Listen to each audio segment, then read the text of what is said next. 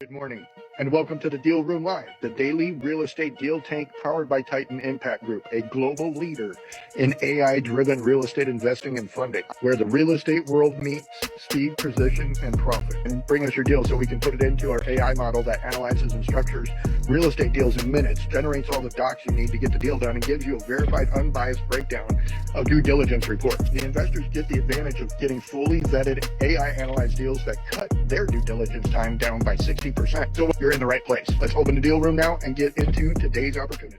Don't want people's Note takers. note takers. I don't know who did that last time. I don't normally do it, so somebody else must. It was Block A. Block A did it. We're gonna blame it on Block A. No, he wouldn't have done that. He knows better. Okay, Blake, what kind of fun background screens do you have? Well, this one I didn't know automatically came up. I'll have to change it, but this was the hot seat. That's awesome. Oh my goodness. I'm trying to figure out a way for like a co-host because you can change people's backgrounds, Right. like other people's. So there is a way to do it. I think it just has to be a pre-selected one. Because like for the diving for dollars, you can add different ones to it. So we could technically have a hot seat, but that was just that one. That would be really cool. I want to know how you make them. So is it all? Hello, good morning. Morning. Good It's all morning. ChatGPT. Oh, it's ChatGPT. You have ChatGPT make them. That's awesome. Yep. Freaking awesome. That's so great. Okay, making y'all co-hosts. So anytime you guys are co-hosts, people are allowed to be let in, but note takers, they just leave them over in the other. Don't bring them on screen. Somebody let them all in last time. I was like, they don't have a face. I don't want them here. Here we So go. I might potentially have a friend from Denmark joining in one of the podcasts this week. Cool. So he Fun. took the investor survey Okay. last week, and he's very interested in real estate and just Did wants he email to. it in? I can double check with him, but I think Yeah. so. Okay, that's really cool. Yeah, so I he's love it. actually, we met here in California, and he's a Danish, well, in order to get Danish citizenship, his dad's Danish, he went to go to school up there. So he's studying finance and investing up there right now, but he's very interested in learning new things. So he might be joining Love it. us. That's awesome. They have some very interesting. I have really good friends who are Danish. They have some very interesting investment and mortgages and things like negative mortgages. And it's very, I can't even wrap my head around it all, but it's some interesting stuff. Love it. Okay, so Tommy is out on the job site today, putting in a septic tank, which is really interesting. So that's really cool. He'll be joining us here in just a moment, hopefully. I'm gonna text him. In the meantime, if any of you have deals that you're ready to run this morning or whatever, let's go ahead and get you teed up so that we can do this. Yeah, this is very exciting. I have final exams and presentations all week this week. So this weekend was spent towards presentations and studying. So I don't have any new ones to bring at the moment. I love it. Okay, that's awesome. Okay, bring up ChatGPT and it's being stupid. There's Tommy. Okay. Trying to figure out how to get my video to work so that I can show you what's going on where I'm at. For some reason, I can't shut off my background yet. Can't find I want to stop sharing my background. I can't get off this virtual background for some reason. Let's see if we can help decide. Change name tag and virtual background. Hold on. I think I can change it. None. Apply. Not letting me do none. Yeah, it's not letting me. It's letting me change the name tag. There we go. There we go. There we go. To do it from the phone. I had it and it disappeared. Okay, we can see. Can you guys see this now? All right, so we just dug a test hole right here. They filled it in, but there was a 60-foot hole that we just dug right there. The digging machine just went out of here to go to another job, but basically we're going to be putting a septic tank here for this house, and we're going to put one big tank with one big hole right there. So we had to have an engineer come out and look at the dirt and tell us if the dirt would be able to sustain the seepage pit. So basically what happens is when toilets flush and showers are ran, the water runs down the drain and it goes into a concrete box, and that concrete box fills up and lets the water out really slowly into a pipe. That pipe then runs into the ground about 60 foot, and the water goes all the way down that 60-foot hole. But that hole is full of really big rocks, basically to help the water kind of fill up that 60-foot hole full of sewage. And so when it does that, it's called a seepage pit, because once that hole is filled with water, the water then spreads out through the ground around it, and it becomes a natural way of putting water back into the ground, because most of the water that goes from the tank into the ground is just water. There's no solid sewage in it, and that solid sewage is broke down inside the tank. So the solids turn to liquids, and then the liquids just dump into the ground. After it goes through the ground, it goes through a lot of lime and calcium, and it leaves behind all the pollutants, or the parts of the water that we shouldn't drink, and then it adds back to the water table just pure water. It's an amazing way of recycling our waste, and I think that we could spend a lot more energy and scientific studies on how to make it more efficient for our houses, because you can actually run when those solids turn into liquids, you can actually capture that as gas. It's called methane. And you can use that methane to then power your water heaters and your stoves, and basically use it like propane. So methane is a little bit more unstable than propane. Propane can be made into a liquid. I think making methane into a liquid is a little trickier. So again, if we had the science, we could understand it. But anyway, that's part of what I do for Imperium Construction. We just got done getting our license last week, and so super excited to get back to work on stuff, because I've had about a year off of construction. So with that year off of construction, we grew a really cool podcast. But today was one of those days I had to go out and play construction worker. So, but I think we got some deals to run. Catherine had a great opportunity to talk to some business owners and stuff yesterday Saturday and last week. So we've got some really cool, exciting things coming up for the Titan 23 fund. One of them's a luxury build in Scottsdale. So we're going to be doing a luxury build in Scottsdale. We went and had a virtual visit with Katya to a building over the weekend, and we learned what red flags look like, and how significant, when you ask somebody a question, when they become defensive, it's just easier to probably walk out of the building, right? So when you ask somebody for an appraisal and they're like, oh, I don't know, there's a bunch of hoops and scoops you got to jump through to get something that should be simple, that's a red flag. So we can talk a little bit about that. And then Saray. Yes. Let's see. There we go. I did have a question about, if that's okay. When we were doing the walkthrough, just to educate. So the broker said that usually it's not customary and polite to ask for all documents the first day. So he said you have to approach a real estate deal like a dating process. Is she breaking up, or is it me?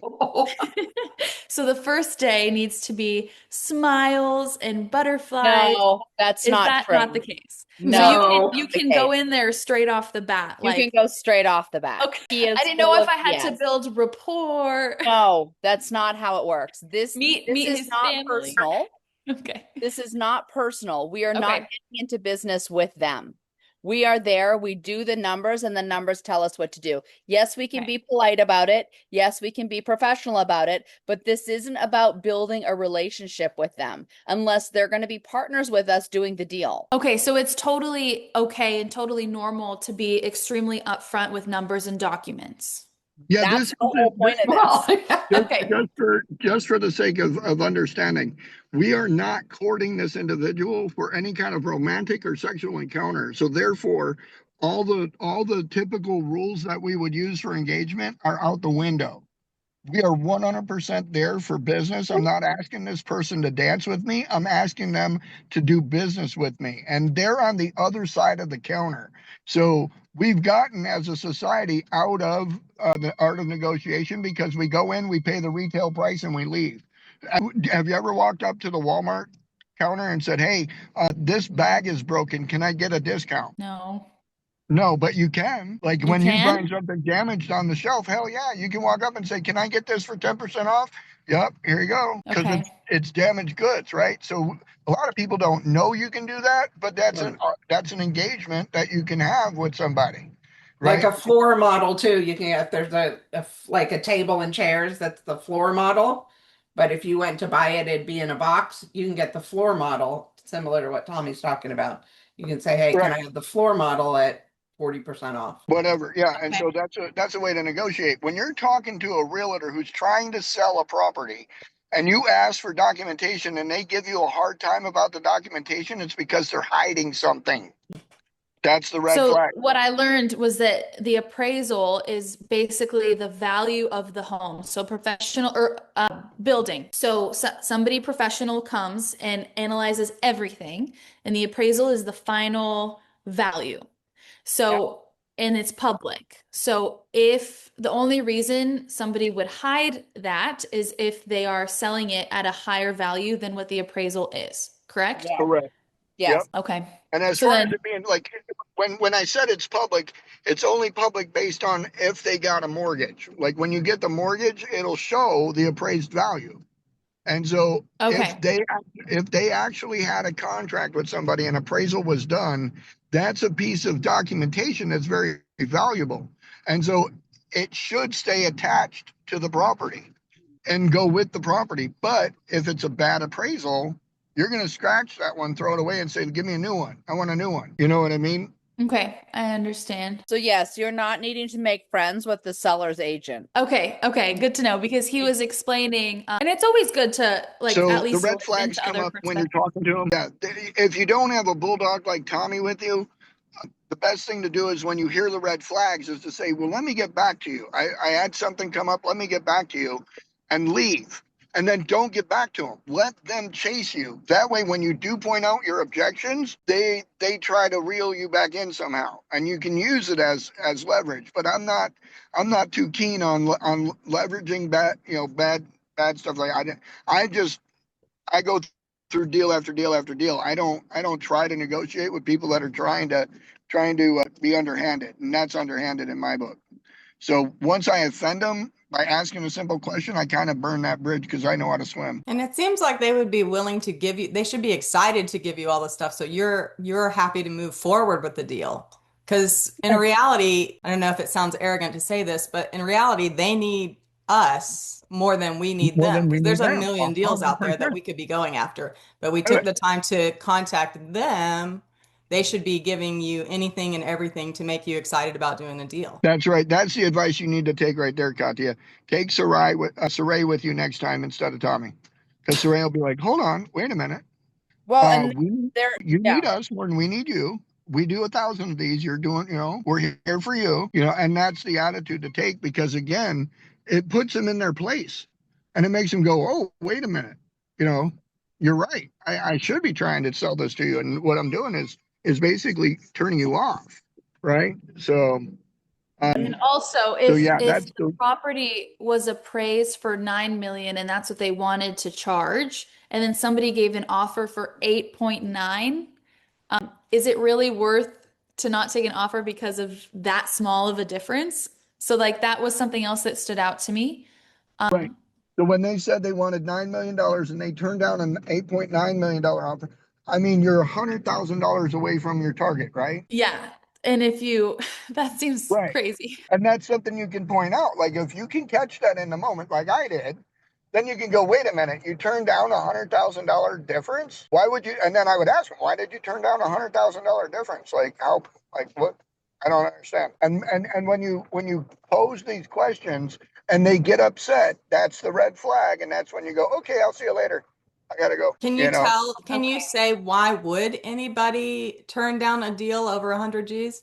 What, I mean, like, Well, what would be the point of again, that we when don't, you're that close? right. When you're that close, like it should make sense. But again, when you're lying, nothing makes sense. There's no logic to a lie, right? And so when you're lying, when you say like, oh, we got an offer for 100,000 less and didn't take it, you're literally trying to make yourself sound better and bigger than you really are. in his brain, it's like, see how little we're interested if it's so low, if it's too low. That's what he's trying to prove. But what he's proving is they're greedy and they have no interest in working with anybody because they're willing to piss off 100,000 instead of taking 8.9 million. Like they could make that if they were smart, they could make that 100,000 back in about 3 months with a. They could take their 9 million, put it in a bank account, and get high interest on it, and make that 100 grand back really easy. And that's how you could say it. You could be like, why would you do that? You could literally make 800,000 off of that 8.9 in about 6 months with a meow account, high interest bearing account. You'd be able to make your money back off of that. You'd make that 100K back quick. Are you stupid? Like that's how I talk to him. But you just take it as a red flag. Am I allowed to ask one more question? I'm so sorry. You are allowed I to like ask your questions. you're allowed to ask any question you want, Copy. You have the floor for about 6 more minutes before Blake starts getting upset. Okay. So our most, oh my gosh, sorry, I'm dog sitting a puppy and she's Okay, the camera had to turn off. This must be important. sorry, she's like throwing around her toys everywhere. So when it comes to brokers, are most of them trying to manipulate the situation and trying to manipulate the sale? Or is Yeah. that something that only I have experienced so No. far? Nope. Remember, how many deals should we look at before we actually think we can get one? I forgot the numbers, but isn't it like you have to analyze like 500 deals to look into 100 to pursue 10 to get one or something like that? A bunch. At least. And you're on number 2, right? Yes.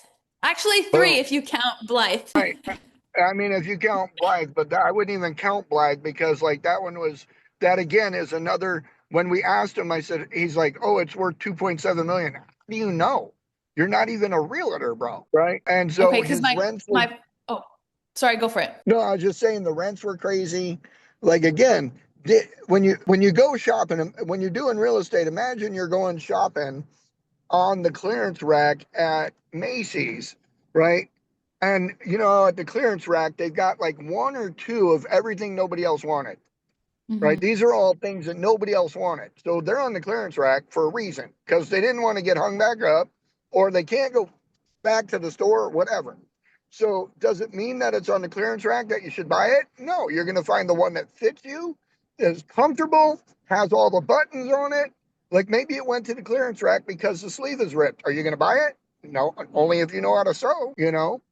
So if you know how to sew it back up, yeah, great. But if it's only 10% off with a sewn with a ripped sleeve on it, no, I'm going to need it the other way around. I'm going to need to buy it at 90% off, not 10% off, right? So because if I got to do some work to it and create a Tommy shirt out of it, like that's the way that I look at real estate, is that these are all on the clearance rack. They're trying to get rid of them, right? And so if they're trying to get rid of them, they have to be negotiable, either on price, We lost you. on time. And when I say time, are you going to hold it for me? Because here's buy something, I have to put it in holding costs. I have holding costs on it until I get done with it with whatever I'm going to do, right? So if I can get the current owner to do the holding costs for me, and that's all I got to worry about is just getting the work done on it until I can make money off of it, and they hold the thing with holding costs. That's doable in some situations, because then when I buy it, it'll have a bigger value to it than what they sold it to me for, because they did it like they held it for 6 months or a year. And so there's been a couple of those where like we can do those, and it's beneficial. But again, we're negotiating time over money, and I'd rather have time than money. I'll pay full price if I can get the time to make it worth more money, because I'm good at that, right? I'm good at sewing the sleeves on, right? So that's the way I look at these deals. And if you can look at them that way too and be like, look, we need time more than money, it gives us a chance. But in all these situations we've had right now, they're interested in having time and money both on their side. And it leaves us with like, we're like, sorry, we can't do both, So you just have to walk away because again, like this guy wants full price, $9 million, but he's also wanting us to let him stay there at a discounted rental rate. Like that, again, red flag. Like if he wants to stay there, he should pay triple. Since he's not going to do owner financing, he should pay triple the lease rent or get out day one. Like what's the value of let you stay there? You know what I mean? Yeah, I'm not going definitely. to sale lease back. Oh, there's no value to me to lease it back when he's not going to pay A premium. elevated rate. I need the Well, odds. So, yeah. because we So already in looked, to let he was at a 0.30. And this is why we teach you DSCR, right? He was at a 0.30 DSCR, which means that you are literally taking on 90% of the debt and only going to be able to cover it with 30% of the income. I didn't see what you typed there, Blake. You want to come off the mic and spit it out? Sorry. Yeah, no, I got you. Pretty much I was just saying I posted all the links for our social media, so if we could join them and stay inside just to boost our numbers, even share them with other groups, that'd be There fantastic. you go. There you go. Blake's on it this morning, y'all. So the other thing I just want to like again a teachable lesson for everybody inside of this, which is really great. Again, first of all, the realtor is there to provide customer service. So Cicely's a realtor. Cicely, would you agree that your job as a realtor is to provide customer service? Yes, especially Yeah. right now in this Yeah. market, we are having to step back to like old school, like follow-ups, calling, checking, making sure that we do our best because now, and there's been a lot of changes like with the laws. So the people have more options right now. So as a customer, is it my job to be friends with you? No, Right. it's my Again, job so to try to be Katya, friends with so you. that lesson right there, we're here to do business. We're not here to make friends. Like, yes, we're going to make friends, but in this particular, and so here's the other piece. We do the numbers and the numbers tell us what to do, which is what Tommy was alluding to. So for all of you to understand, how they manipulated the numbers on this building. They took the value of the building based on the Irvine market, which was 3 miles away, which was higher values.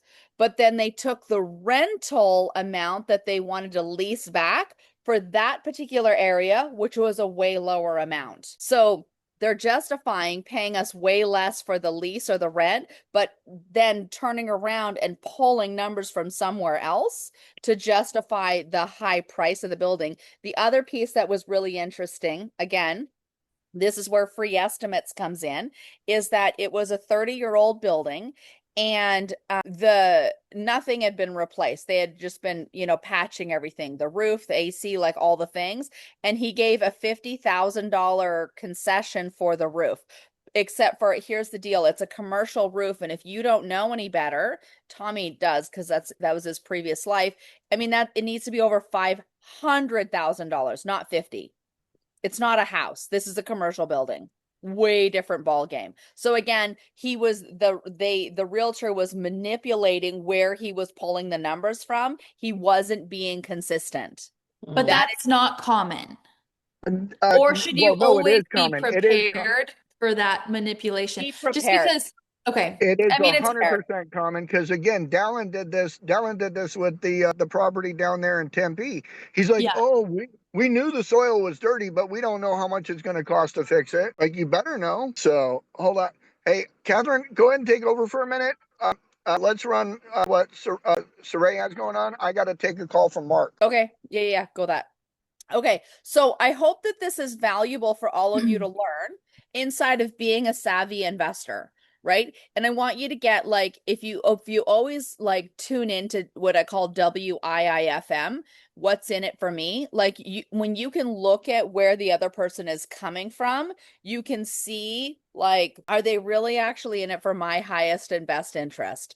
Most likely not. So it's up to you to do that. And again, this is where I use AI and our deal hunter and all of that. Like, I'll literally say, point out all the red flags, point out all, like, give me a list of questions that I need to ask so that I dig in and find out all the things I need to know where this can go sideways, and I can guarantee it makes people really uncomfortable when I'm asking the tough questions, right? But here's the deal. If I don't ask the tough questions, then we're left dealing with a complete freaking nightmare, which unfortunately we're dealing with 2 of those right now.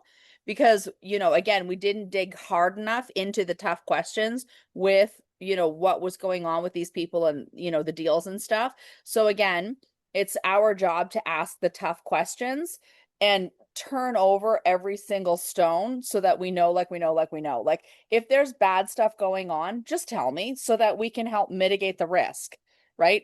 I'm not afraid of if things are like, we have to deal with headaches, just let me know what the headaches are up front. So at least we can, allot the budget and the time to be able to deal with those issues. Don't hide it and then, claim that, well, you should have known. It's like, no, because even like I think about Dallin and the whole the dirt again, when we found it out, he should have been upfront and told us because he knew, right? Even especially when we went out there and were walking the dirt and had multiple conversations and we're clear with him that moving forward, we wanted to take that property and continue using him for the next transaction on the back end of it. We were very clear. We were looking for a professional relationship with him so he could have got commission up front. And then when we turned around and got it ready to sell it again, he could have got commission again. But because he literally was not like upfront, it was lying by omission is what he was doing. He literally like lost the entire deal on both sides, He could have right off the bat said, "Hey guys, full disclaimer, this is dirty dirt. There's like a 10% chance that you'll ever be able to build multifamily on this. Please scrap that idea, but please check out this huge avenue of all the industrial ways you could also make a profit." Like, wouldn't that be more beneficial for us, but also for him as well? Yes, Or but was he looking at that price point for that commission? Was it 100%. that's it? Yes, because here's the deal. They were promoting it as multifamily. That was illegal for them to actually do. And when you look at that, it's going to cost $10 million to clean up that lot. The reality is what they were charging 12 million. The lot's only worth 2 million, not 12. And sorry to add, so that he's probably trying to convince the seller to sell to him. And the seller probably said, well, I want 15 million, right? I want 15 million. So now the seller's thinking it's worth 15 million. So he's probably coming in like, I can get you 12 million. The conversation he has to have with the seller from 12 million to 2 million is one of the hardest conversations because the seller is not going to see that. Even with the facts, they're going to fight it. They fight us all the time. So he was probably just trying to secure a win here so he can later on secure another win here. And so, yeah, it's difficult having the conversations with our sellers. So he But was again, going against competition. Yeah. you got to be responsible about this, right? But people are afraid of having the tough conversations. So And he did a disservice to a seller because huge now a seller, he told a seller it was worth more. Now he has to go back and tell his seller, hey, it's actually not worth that. I was wrong. I'm incompetent. I'm wrong. It was worth this, which is even worse. So it's all good lessons. Again, this is why you do the numbers. Numbers tell us what to do. It's not personal. Number next. Here we go. Get the no with a happy heart. God's got a bigger yes. So you're muted, honey. Can you guys hear me now? Now we can hear you. I was like going. I'm just a people pleaser. So I'm getting uncomfortable like with these conversations, but it's so good to know all these red flags and actually go to the buildings and see it in person, because in the future, it's just developing those skills where you can identify it super quickly. Because now I know like appraisals, construction, dirt, remodel, like all these little things, now they stick out. So if you guys want to go and tour the property with Catherine and Tommy on FaceTime, that'd be really beneficial. Well, and here's the thing, Katya, as you like your personal development, the question to ask, would you rather be liked or would you rather be respected? I've been toying with that my whole life. And At first, I always wanted to be liked, and I lost a lot of respect. And now I'm transition between like family, friends, classmates, like everybody around me. So now I'm transitioning to being respected. It's a lot more of a lonely road, but it's more empowering for sure, and self-serving, and serving others as well. Yeah. Well, and again, this is just something that we learn as we grow. Like I have to say, as being a parent, Laura, Saray, Cicely, as a parent, I feel like this is one of the biggest personal development lessons inside of like with our kids would, being liked versus being respected. How many times have we had to like, put a boundary in place for the benefit of our children and they're like, I hate you, you're not mine. And of course my answer is that position's already been filled, but again, but at the end they actually respect us. And Katya, Blake, think about your parents when they've had to like do a hard line. Do you respect them or do you like them, right? Like again, this is just another piece of adulting and growing up. Right. We used to Respect call it. those brownie points, parental brownie points. Right. So yeah. Okay. I think that's so far the lessons. Katya, it'd be super cool. Those cool graphics that you're creating of what we learned on today's show? It'd Yes. be a cool graphic for what I learned from not doing this deal. Ooh, that's a good idea. Okay, Right? I'll write that Yeah, down. that would be awesome. And same with the Tempe dirt one. I'd love that one too. So let's create Okay. those because I want people to get the golden nuggets. And I feel like the failure, so to speak, and not that this is a failure, but had we moved through with it, it would have been a massive failure, both of them. Like I feel like the cartoon where you're like, the cartoon character like splat right on their face. Those are both of those. Anyway, so yeah, if we could start gathering those, I think the golden nugget lessons would be awesome. I think those are cool. Okay, you got it. Love it. Okay, so who has deals they want to run, move forward with? Saray, I know that you were working on those commercial lots. Yeah, and I have a meeting at 2, I think, 2 my time with Tommy. He's gonna help me like walk through my first LOI. So that's Look kind of at cool. you. Nice. Okay, Yeah, let me so make that's kind of sure. cool. And then I think he's also going to talk with me about a virtual board. I don't know how many other people have already done theirs. I like fooled around on Claude just this weekend, just goofing around and kind of came up with some ideas, but I didn't have any direction, so I was just kind of winging it. But so we'll see what he says, and then I'll let you guys know what I do. I need I a want to virtual make board sure. as well. So if Okay. you want to do one, like if you want me to join you guys, or if you have I'm the cool. lesson? Yeah, that's But fine. you said, I'm sorry, I need to make sure it's in his calendar and it's not. What time is the meeting? I think I have it at 2 on my Okay. time too. Let me tell So you. that would be 11. Okay. No, wait, let me see. I definitely made it. I have 3 different deals we could pull up. I have 2 car washes, one in Let's do Corona, it. California, that's called Tommy's, another one in Arizona, and I just found a zipline park in Branson, Missouri. Cool. Okay. So I Pick love and car choose. washes. I love car Car washes. washes. Let's do the car You wash. want the one in That- Arizona or Tommy's? I want Arizona, and All then right. we'll do Tommy's. Okay, I do have an email that says you're locked in from Tommy for my calendar, but it actually does not have the time on there. I picked 2 o'clock my time, but if that Okay. doesn't work, we can do something else. I'm good. I'm No, open. I got you. I got you, honey. And I'm Okay. adding Katya in here as well. Okay, Again, cool. as long as I have it, I just need it in his calendar. That's all. Because Yeah, I don't know why it didn't go through because it did send me the confirmation email, so that's kind of wild. can you forward me the confirmation email? Because I want to find out where the break is in our system. Sure. Okay, go ahead. Thank you, Catherine. I'm glad we thank talked you. about this. Otherwise, Yeah. No, totally. This is awesome.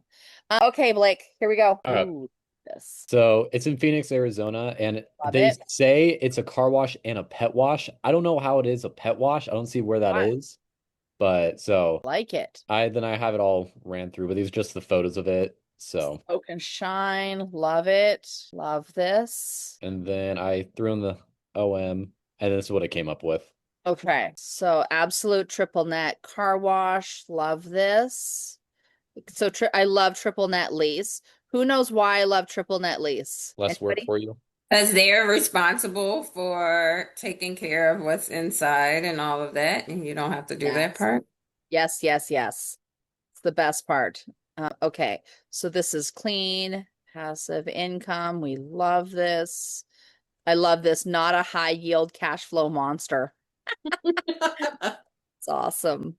Motivated. Okay, so acceptable 1031 investor who values. I'm just gonna listen, so I'm almost back to the club right now, but I'm gonna sit on mute. Mark's on his way up there to look at the sound setup. So I'll let you finish running this deal.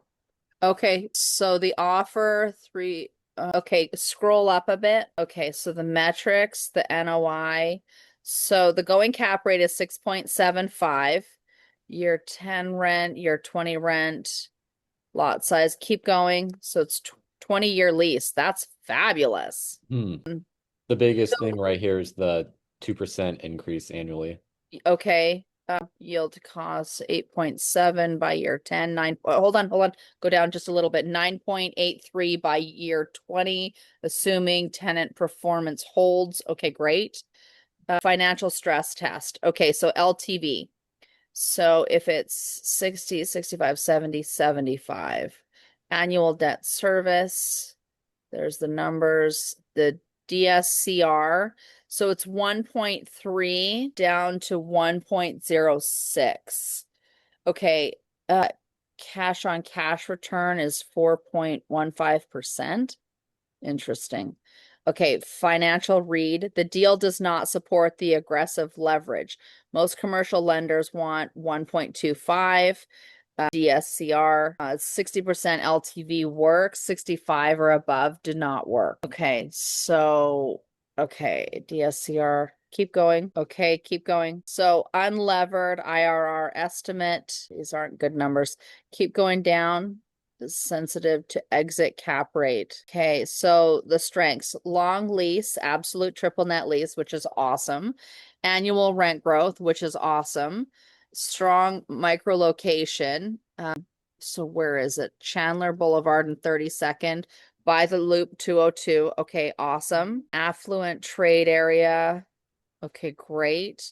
Tax angle, 100% bonus depreciation, assuming roughly 20% of purchase price is allocated to the land. Okay, good. Red flags. Here we go. Tenant is young. So they found it in 2021.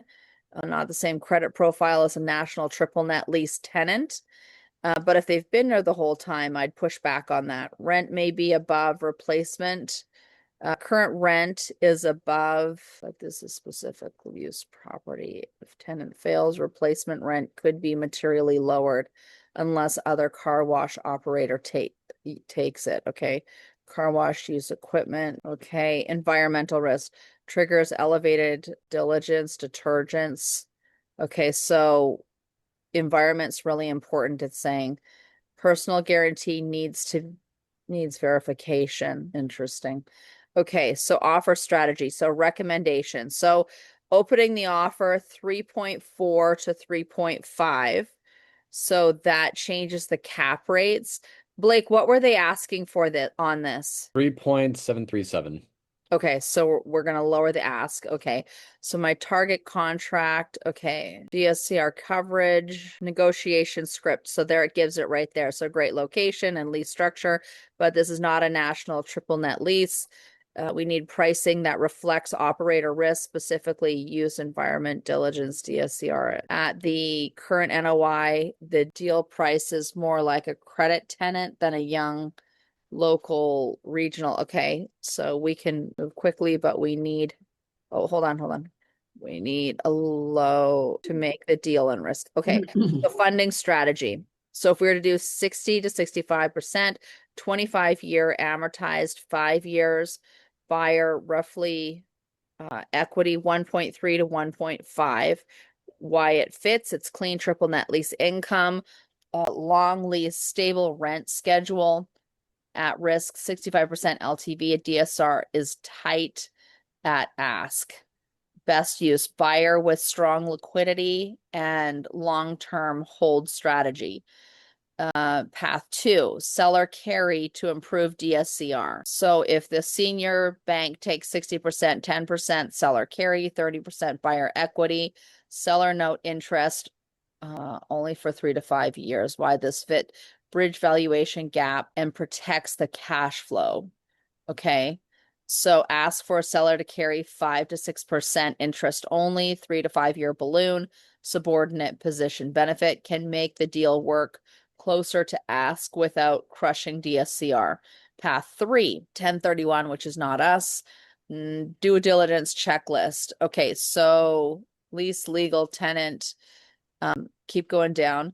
I'm curious if keep going down. Down. Objection, tenant. This is product DSCR is tight. Environmental exposure, go, no go. So Can I jump in here real quick? yeah, please.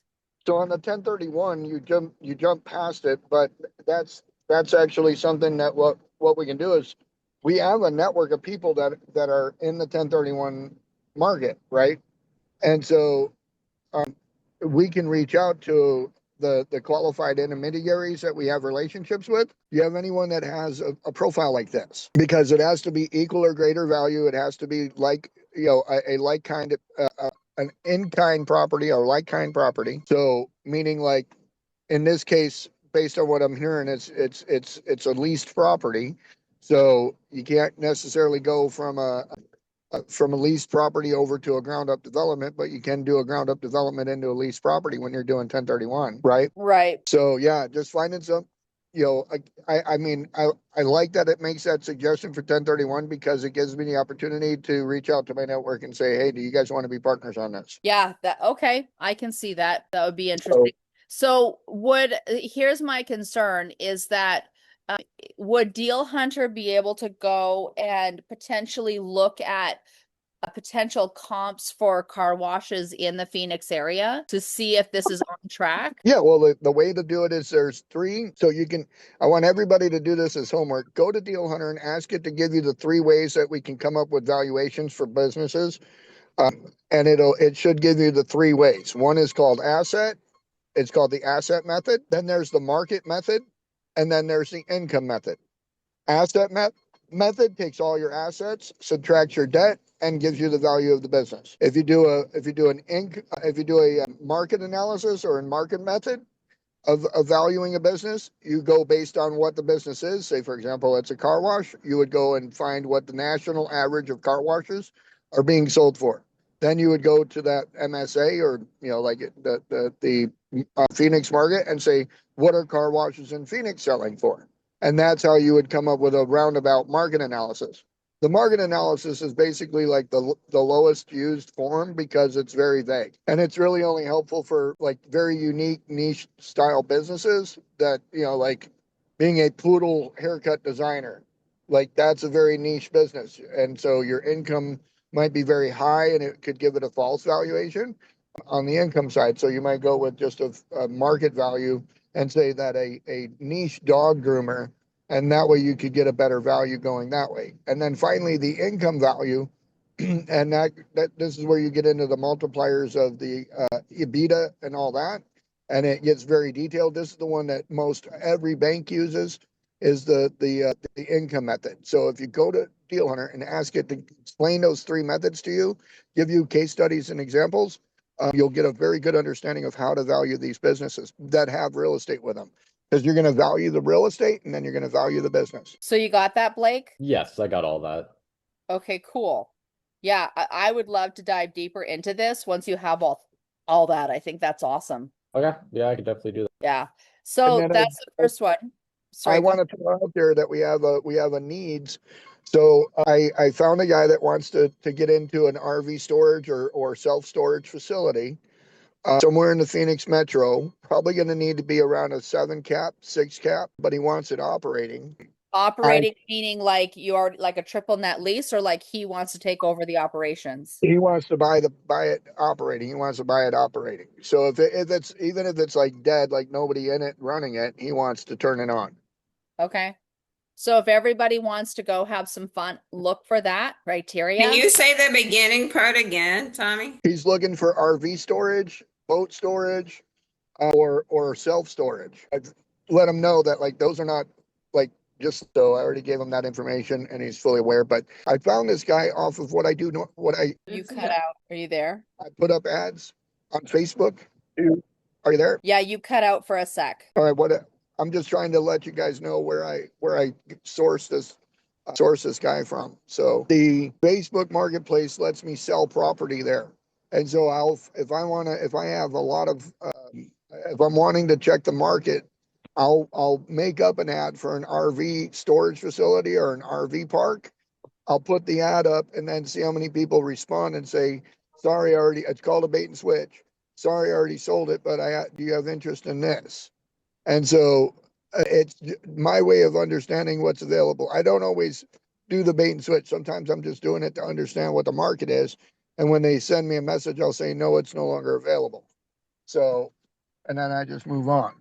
But you can use it to build a buy box. And there's people out there that do it. And if you build a buyer's list that way, sometimes it starts off on the wrong foot because you lied your way into it. But this is a method used by some people to generate leads. I guess if you do it in a way where you actually have something to sell and build your list that way, that's it. That's even better. So that's why I encourage people to go out and find something they can market and then get busy marketing it so you can build your buy list. Did you say is there a geographic area he's looking for these things? Arizona. Arizona, anywhere in Arizona. Yeah, but also it has to kind of make sense. Will they be able to fill up and rent out? Right. So Tommy and I took a day trip yesterday, and I'm trying to think where we were. It felt like it was like in the middle of frickin' nowhere. And there were several giant RV and boat storage lots with that were covered literally in the middle of nowhere. And so I suspect that people would drive there, instead of driving the RV all the way back to the city, they would drive their car to the RV storage, leave their car there, get in the RV and head out to the lake or, wherever they're going. So Tommy, I don't know if that was where my thought was every time we saw those yesterday. I might have lost them. Okay. Well, we gave you all another thing to go look for because again, being able to flip this automatically to a buyer. Again, it's an opportunity for all of you, which is awesome. Bless you. Okay, so do we want to run another deal, Tommy? What do we want to do? Yeah, go ahead, throw another one up there. Because I know Blake has another one. Did anybody else have one before I jump back to Blake? I don't have one today. Blake, let's I just go. have a question. Yeah. So I found this thing in Chicago where they are you can buy these lots from the land bank, and then they have this thing that they were doing with the city where they give you so much money to build on that lot because they have a lot of lots they're getting rid of. Have you ever heard of something like that? And then do you think it's worth pursuing? I've been looking at some of the lots that are in the land bank. Now you have to it's not like the dollar land bank, like they used to have those real cheap ones or whatever. So the lots cost a little more, but they're definitely discounted. And then you can apply to get money from the city that they'll give you, I think, up to a certain amount to build on a lot. Right. And so here's what I heard. I heard two things. One, that you joined or paid for something to give you Oh the no, I access didn't to pay these lots. anything. I didn't pay anything. It's free. The website is free. It's just it's like a land bank Is where it you a look government for different website? things. Yeah, it's on a website. It's on a Chicago website. Like the city has it. Right. Well, and that's the thing is I would never pay a third party to do anything directly with the city or county because Oh I no, know how to, uh-uh. right. So that's Yeah. the first thing that everyone needs to learn is if somebody's like, oh, I got a list of properties, that's all you're buying. You're not Yeah, getting, no. you're not getting anything but a list. No one's going to show you how to or getting through it. So Deal Hunter will do that though. And there are places there's spots in Oklahoma, Kansas, Montana, where they're giving away land so that you'll do something with it so they can put it on the tax roll. So the way that municipalities make money is off of taxes and bonds and people being in town. So if you're not there, they can't make money. So if they give it away to you, then they can charge you for it. later on down the road, of course. So back to Amore's question, is this something she should pursue? Absolutely. I mean, there's ways to do it, but again, there's a lot of work that goes into it. Deal Hunter will help get through a lot of it. But yeah, you can pursue it 100%. You get the lot. They give you the money to do the work. I think Tina has a little bit of experience with this as well because she did it with the property she has out there in Boone. And Oh, so, okay. Okay. right. And so it's 100% possible. It's just, it's 1,000% work. So, Yeah. Okay. But you're not afraid of work, Amore. I'm not afraid of work. Not at all. right. And then using Deal Hunter to get through it, a lot of it'll be helpful. We'll show you how to Okay. do it with when we do in doing it, we would set you up with a project folder that you would put like all the documents into. And then Catherine and I have designed this way of saying, okay, look at the document in your knowledge base and then Uh-huh. get us through filling it out step by step. And we use like what it gives us, copy and paste over into the blank template. Okay, great. Okay, thanks. Okay, cool. So Blake, you ready to pull up your next deal? I can pull it up. Does Cicely have anything cooking? Sorry, who? Does Cicely have anything cooking? Has Cicely been running some deals? I have She's not. shaking her head no. I have not. Okay. I'm in a hotel with my kids doing homeschool and just got my kid through asthma and getting on a plane to New York tomorrow. So I have not done any deals, but I'm listening, I'm capturing, and I'm a sponge right now. I'll be in the mix soon. I'll I be in the want to mix. just make sure we give you the space to get out there. Thank you. So I How's appreciate your kiddo doing with the asthma? He's good. He was out of school for 5 days. So I just made it into I had to take Oh, away from the pollen. So we're by the beach. And yeah, we're good. He's good. He recovered. Thank Okay, goodness. good. Thank you. Thank you. Okay, ready to go, Blake? Yeah. Blake has a place called Tommy's. I have that. It's another car wash. It's similar. The numbers were similar to the other one. I did find not outdoor storage, a storage unit in Chandler, Arizona. They call it the Toy Barn. If we want to take a look Nice. at that. Yes.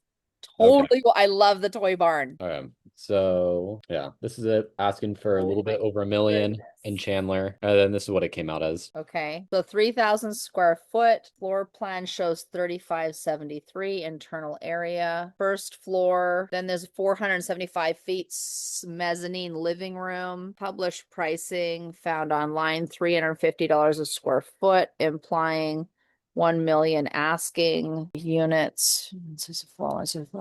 Had zoning 25-foot clear. Okay, so what the deal has going for it. So strong physical profile. Okay, great. Keep going up. So it's loop 202, Chandler, German. Okay, great. Keep going. Back of the napkin valuation. Okay, so it's 3,000 square feet, online price $350 a square foot, implied price. This helps the broker. Okay, keep going up. Income scenario, purchase price, loan to value 70%. Okay, only 315 down, like it. Amortized 25 years. Okay, keep going. Rent sensitivity. Okay, shark read 24 square foot leverage. Principal becomes legit, specifically income play. Okay, keep going.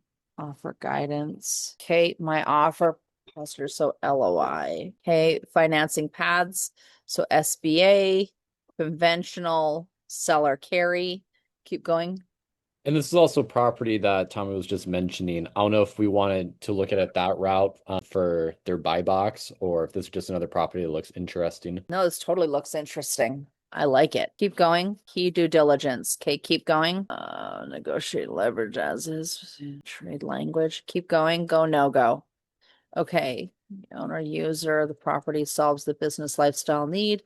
You can lease out. Seller, it's financing, condo, no go. Rent comps are below. So it's okay. Restrict that service. Conventional. It's next. Call the broker and request asking price confirmation. Okay, so they don't have a clear asking. So the document doesn't. I thought it did showed a clear asking price, or no? Was that my imagination? It does have a clear asking price. They're asking for $1,050,000. Okay. Tommy, you still here? Dang it. This looks like a really cool property, Blake. Given what we're doing, I'm actually really interested in running through this one deeper. Yeah. There was another one that I found as well. This one didn't have as strong a numbers, but then another one called Falcon that looks more modern as well, where it's kind of actual like toy storage as well. Yeah. It has toys and boats. So those are just two that I found. But this one just seems a little more interesting. Yeah, no, this is super cool. I love this. So yeah, I can call and ask about these questions they have for them, and I can also see if $36 a square foot is feasible at least. Well, we'd need we would need the comps to be able to justify it, not just, the realtor selling it, here's opinion. Like 100%. you know what I mean? So I would say have Deal Hunter do what Tommy said, because again, this is another fabulous business, and have it do the valuation on the property, but then also the business model for that property in that actual area. Does that make sense? So you're doing two valuations. Again, one on the actual property, the building, but then one on the business, so that we can see like that's what's actually being bought and the value of it. Does that make sense? So you're going to be doing that on both of those, for the car wash and this one. Okay, I can do that. Yeah. Dig in, and then tomorrow I'd love you to come back because I'd really like to look at this. So I want you all to understand, and a lot of people don't understand this, like even for instance, like an RV park, right? When you're evaluating or the mobile home park, anything like that, you want to understand it's two separate things you're doing the value on. You're doing the value on the land, and then you're doing or the land, buildings, all that, but then you're doing a value on the business, because they're two completely separate things put together, right? Because on those, when you understand the value of the land, the value of the business, there may be things that you can do to increase the value on one or both, right? So, because somebody can be a really crappy business owner in a really awesome area, or somebody could be an awesome operator in a real, you know what I mean? Like so you need to understand both pieces and be running it from both directions. So that's what we want you to do with Deal Hunter. It is after 10 o'clock. Does anybody have anything else before we go? We're good for today. We're good. Today was a lot of lessons. So just like Katya said, you guys have deals and stuff. How we did it was Katya set up the meeting and got us on FaceTime, and she did the whole walkthrough with the realtor, and we allowed Tommy to ask all the tough questions. So you have to understand, the who that knows how. Tommy is the one who has zero fear in asking all the tough questions. And you want that on your team, because again, there's three types of entrepreneurs. The first type is the skilled producer, somebody who's really good at doing the thing, whatever the thing is, say being a plumber, right? But they generally identify as their business, and their business is them. The second one is the manager leader, somebody who loves to lead and manage people. We need that person because teams need to be built and managed. And the third is the true blue entrepreneur, and what they do is they can see the deal all the way from beginning all the way through, and love to get it all the way through and exit out and do it again. Problem with that one is that they see opportunity everywhere, and they're like unicorns, and see unicorns and butterflies, and we need to make sure that we're looking at all the pieces, and usually the first one can see all the things that can go wrong with it, and we need all three voices to be able to be heard, so that we're seeing all the problems so that we can mitigate that on top of it. So I want you to look at the deal. And so Tommy is the one who on our team, he's the who that knows how to poke all the holes in the deal so that we can see what we can mitigate the risk. Hey, are you there? Yeah, I'm here. I kept losing signal on the Zoom, but I'm around the corner and I'll be there in just a minute. I want to let you know, don't leave because we're going to be meeting Mark. Yeah, he texted me. Okay, I'm just wrapping up the Zoom. Everybody can hear you. Awesome. Well, I appreciate everyone coming in today. We got a podcast tomorrow instead of the Land Shark. Tomorrow is going to be our, believe it's fifth webinar, and our fifth webinar tomorrow is about Chosen Forever. This is the soul to the Titan Impact Group, and what Titan Impact Group is all about and why it exists is because of this particular mission that was given to us by God. This is why we got the band back together, was so that we could accomplish this mission of getting 120,000 children adopted before their 18th birthday from the foster care system. So it's not about finding them a job when they're 18. It's not about finding them a house when they're 18. It's about finding them a family before they're 18, and that's the purpose of everything that Catherine does inside of Titan. So tomorrow, 9 a.m., come in. Catherine and I will be talking about what it is that we have to do to get 120,000 children adopted, and what everyone that we work with hopefully is able to do with us. Yep, absolutely. So with that, thank you, everybody. You're amazing. Sarai, if you could stay on for just a second afterwards, because I want to figure out this calendar link. For the rest of you, thank you for being extraordinary. Go and find maybe we can find this RV storage, because that would be awesome to have you all be a part of that. And if you have the other ones, again, Blake, great job finding those deals. Super excited to see how you evaluate them, and then come back tomorrow so that everybody can learn from what you're doing. So good job. Super proud of all of you, and excited for what we're doing moving forward. With that, have an extraordinary day, everyone. We'll see you tomorrow. Thanks. Okay. Bye. Okay, Saray. The link that you used to schedule, did Tommy send you that link? Yes, ma'am. Okay, so I'm thinking it's through Go High Level, so there might be something. I just got to figure out where it's not connecting so that I can fix this. I got an email that I have a meeting with her at noon today, I believe. You did. It just didn't add it to your calendar, so I'm trying to figure out why it's not syncing to your calendar. So I'm in Go High Level right now, figuring that out, because I'm pretty sure that's where it's broken, so it makes it easy to fix. So Right. email is there. I do calendars. Here we go. References. That email notification is very.